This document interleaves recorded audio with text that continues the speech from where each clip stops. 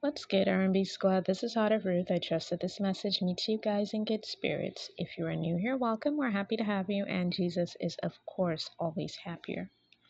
So I have two words. I'm going to just get right into them.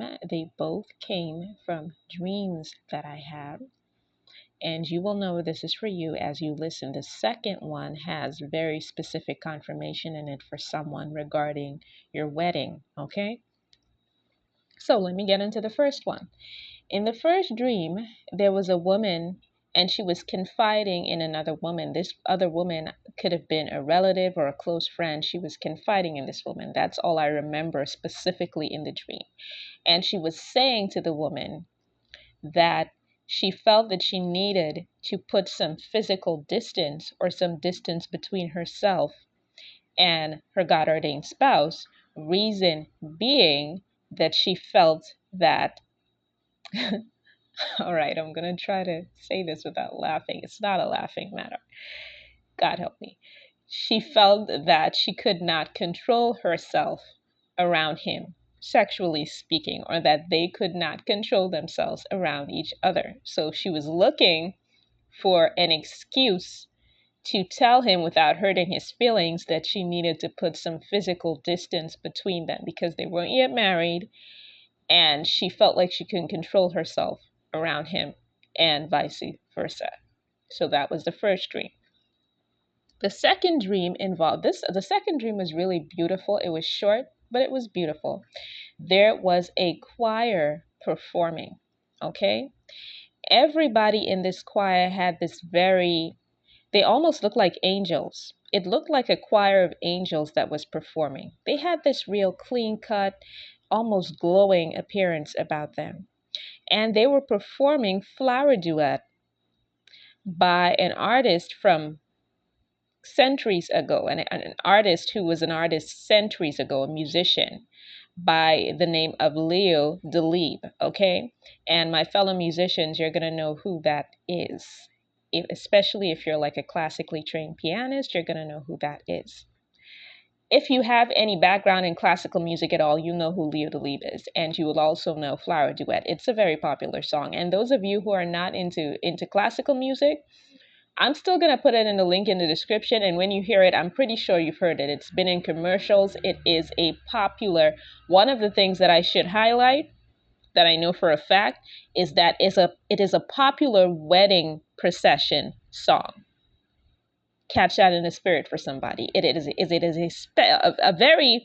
a very commonly used wedding procession song. So when the bridal procession is coming in, okay, the bride is making her entrance, this is a popular song of choice. All right. So for someone, couple things. One of your favorite flowers is the white jasmine. This is how you're going to know it's for you. It's either one of your favorite flowers is the white jasmine, or this is something that the Lord has spoken in your spirit that is supposed to be part of your wedding ceremony. It's supposed to be it's supposed to be part of the decor, okay? Either that or white roses. And in addition to that, this may have been placed on your spirit as well to be your wedding procession song. Okay, you may have heard it somewhere. You may have heard it even in the spirit realm. It may have been presented to you in a dream. You may have come across this song somewhere. Okay, this is supposed to be the song that you're supposed to play, that you're supposed to have playing when you make your entrance. So that is for somebody, and that's going to go as confirmation as well. It's going to go as confirmation as well that this is your wedding season, that it's the appointed time for you to be married. And the Lord took me to Isaiah 40, verse 8. The grass withers, the flowers fade, but the word of our God stands forever. Okay? It's a lot of things going on in your life, a lot of people that you're seeing breaking up, people who are married, they're now separated, they're divorced. A lot of things are going on around you that don't look solid. The Lord is saying to you, regardless of what is going on around you that doesn't look solid, his word stands forever. He spoke this thing over your life. He said that this is your marriage season. He said that you're going to be married. He's now giving you details as to what your wedding should be like. When God gets to giving you details as to your wedding day, your actual wedding day, sis, bro, it's right around the corner. Okay? So that's the explanation for that part, that dream that I had. Now, the first dream of the woman confiding in the other woman about finding an excuse. Okay, so for whomever this is for, it could be a man in this situation, or it could be a woman as I was shown in the dream. But whoever you are burning up. Like, I don't have any other way to say it. You are burning. Your desire for your God ordained spouse is extremely strong. His or her desire for you is extremely strong. It's mutual. The desire is the strong desire is mutual. Let me just put it that way. And the two of you cannot be alone. Like, you literally cannot be alone. It's a man and a woman, and I saw in the spirit that cannot keep their hands off each other. Okay, you cannot be alone, and it's something that you've acknowledged, and this person has acknowledged it as well. I've got 2 words for you: public meetings, public outings. Okay, meet in public.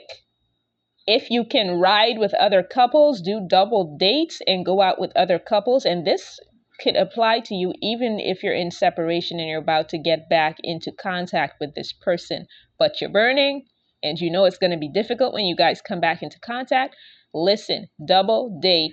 Do not even ride in the same car together alone. Okay? Because you might not openly say anything to each other, but you might get to thinking about the possibilities of being alone. Do you see what I'm saying?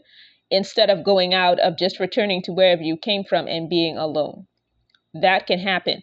Or if you decide to do a lot of things where the two of you are isolated, you end up in compromising positions. Just do not put yourself in any positions where, because y'all know you can't control yourselves right now. You know that. You know what your weaknesses are. Please do not test the waters to see what's going to happen. Just go to public places, please. Okay? You don't got to stay away from each other. You don't got to do all that. Just make sure that you're very strategic about where you spend time together. Make sure it's in a place where you guys do not get the opportunity to fall into fornication. Okay? I hope that this message blessed someone. I love you guys. I will be back with another word as soon as the Lord releases me. Take care.